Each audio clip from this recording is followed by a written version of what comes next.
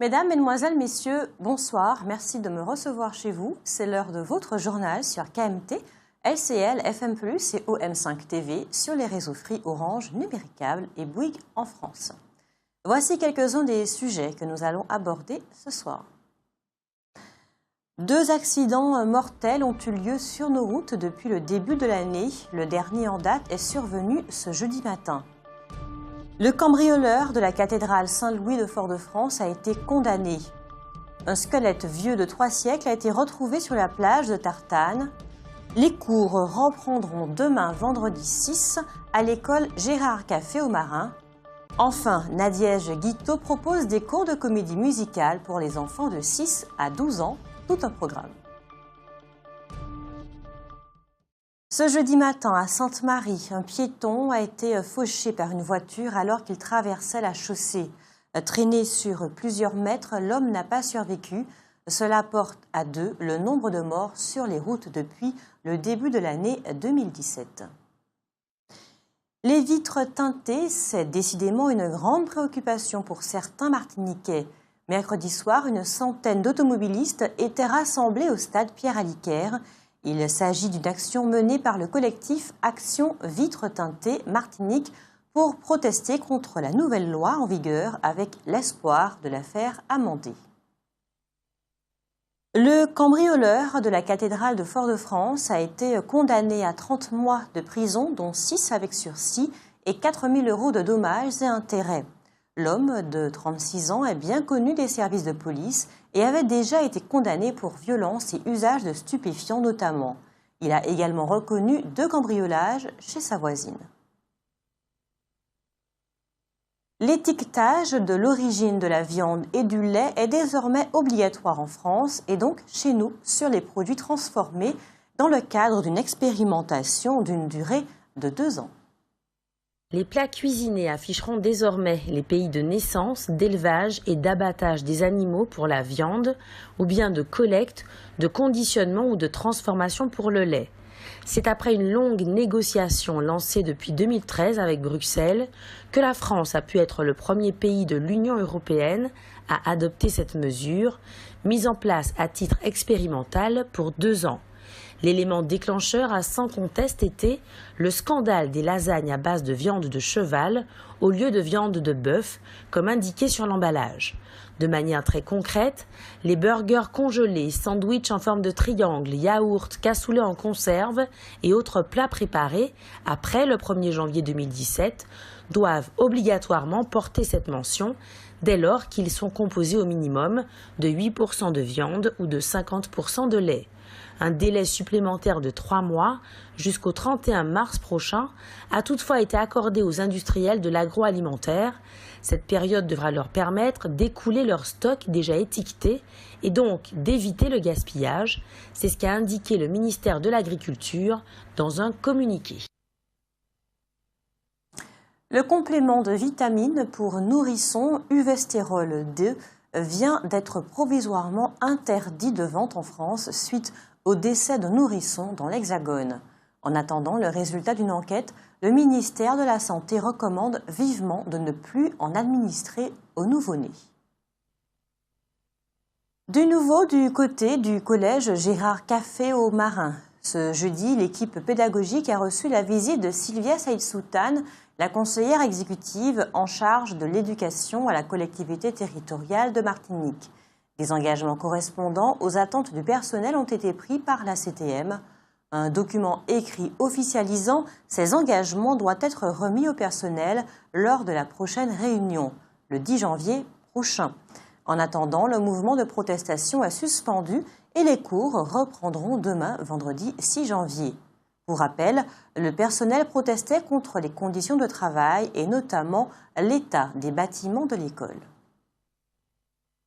Des cours de comédie musicale pour les enfants de 6 à 12 ans, c'est ce que vous propose l'association Naissance Artistique tous les mercredis à partir de 16h à l'IMS, à l'Institut Martiniquais du Sport. En octobre dernier, dans notre émission Conversation, disponible sur le site internet de KMT, kmttélévision.com, Nadège Guiteau, artiste, danseuse, chorégraphe, metteur en scène depuis plus de 35 ans, est venue nous parler de cette activité pour le moins originale qu'elle dispense aux enfants. Ces derniers sont formés à la danse, à la musique, au chant, au théâtre, au mime, bref, à la scène, mais pas seulement. C'est en réalité un véritable travail de fond qu'entreprend l'artiste auprès de ces adultes en devenir, puisqu'il est question dans ces cours d'émotion, de prise de conscience de son corps et de son environnement, de confiance en soi, d'esprit d'équipe. Une thérapie par la comédie musicale qui, à en croire les parents, porte ses fruits sur le comportement de leurs enfants à la maison et à l'école. Nous aurons l'occasion d'y revenir lors de l'une de nos prochaines éditions. En attendant, si vous souhaitez proposer cette activité à vos bouts de chou, les inscriptions se déroulent le mercredi entre 15h45 et 18h à l'IMS, l'Institut martiniquais du sport, qui se trouve donc au quartier Mangovulsin au Lamentin. Après les communes, les départements et les régions, ce sont les communautés d'agglomération qui ont fait leur apparition en France. La communauté d'agglomération, CA, est un organisme de coopération qui regroupe plusieurs communes formant un territoire d'un seul tenant. L'objectif est de réaliser des projets dépassant l'intérêt d'une seule commune en mobilisant les moyens de toutes les communes membres. Chez nous, en Martinique, il en existe 3, l'Espace Sud, Cap Nord et la CACEM, qui regroupent l'ensemble de nos 34 communes. À l'échelle nationale, il est intéressant de constater que sur les 36 464 de France, seulement 4 744 ont choisi de s'intégrer dans une CA. Pourtant, ce type de rassemblement permet des gains en efficacité évidents, notamment en matière de développement économique et d'aménagement du territoire, de transport, de gestion énergétique. En effet, la mise en commun des moyens évite les concurrences inutiles entre communes voisines et rend possible la mise en place de stratégies de plus grande envergure. Mais c'est justement parfois cette subordination de la commune au conseil communautaire qui rébute les maires. Ainsi, certains d'entre eux se refusent à l'idée de devoir partager leurs prérogatives avec d'autres collègues qui n'ont de surcroît pas les mêmes orientations politiques ni les mêmes intérêts. Nous en avons parlé hier, lundi. Nickel Monrose, le maire de Sainte-Luce, refuse de déléguer la gestion du tourisme de sa ville à l'Espace Sud. Entre avantages et inconvénients, de l'échelle internationale à l'échelle communale, il n'est donc pas toujours facile de choisir le bon niveau d'intégration dans les instances de coopération. Il y a du nouveau du côté du canal des Esclaves. Fermé depuis septembre 2016 suite aux dégradations causées par la tempête Matthew, le site touristique est sur le point d'être rénové. Une équipe était sur place ce jeudi matin pour une inspection avant le début des travaux. Cette nouvelle année semble de bon augure pour la recherche archéologique locale.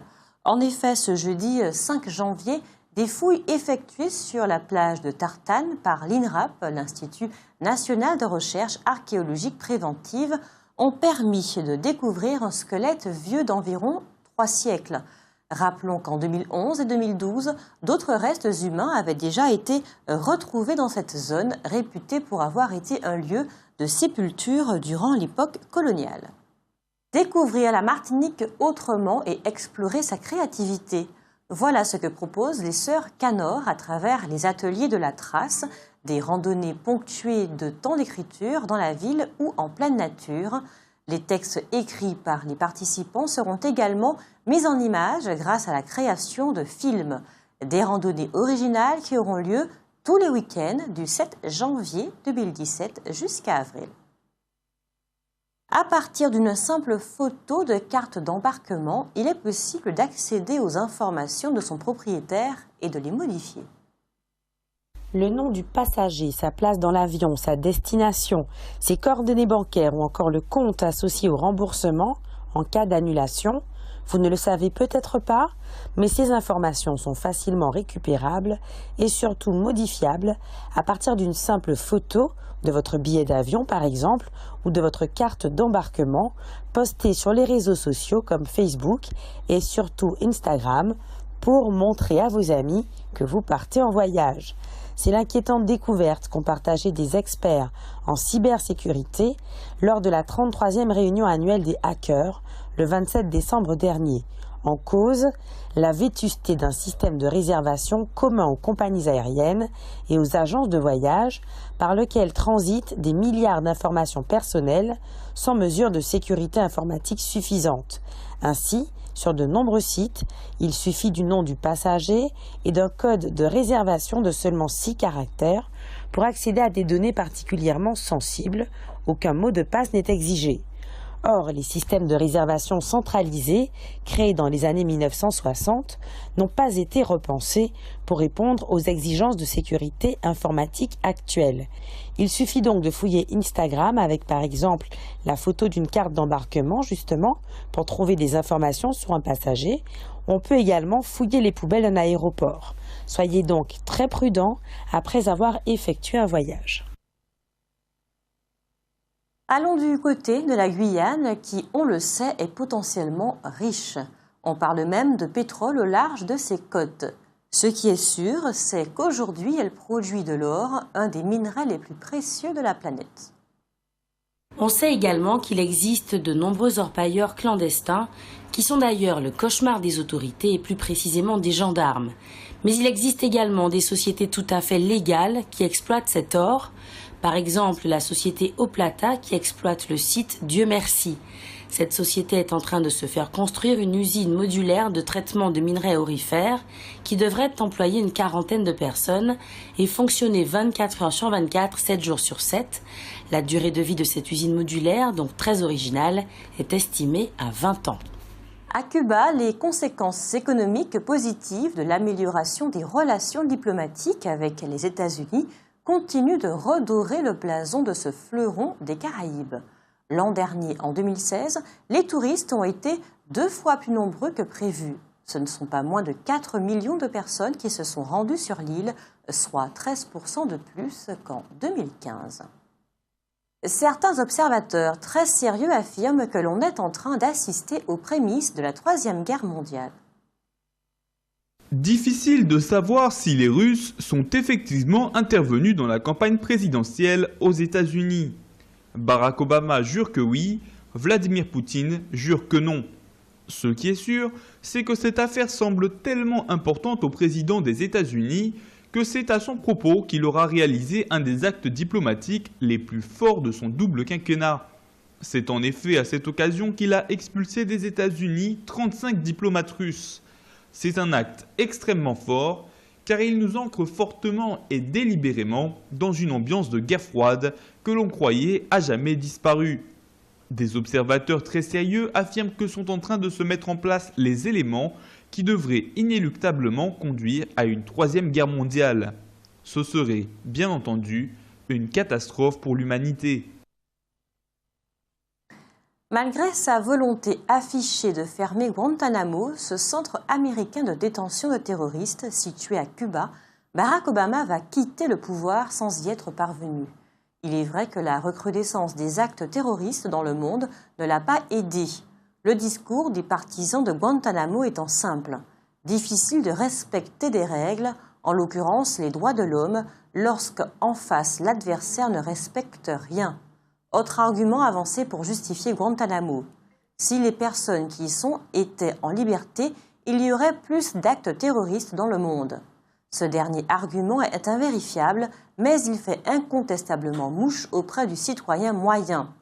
On observera tout de même que la fermeture de Guantanamo n'est pas une revendication forte de la part du gouvernement cubain. Notons que cette enclave américaine date de 100 ans et qu'elle s'étend sur environ 118 km².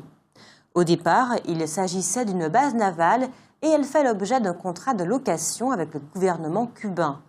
19 présidents américains se sont succédés depuis qu'existe cette enclave américaine à l'ouest de Cuba.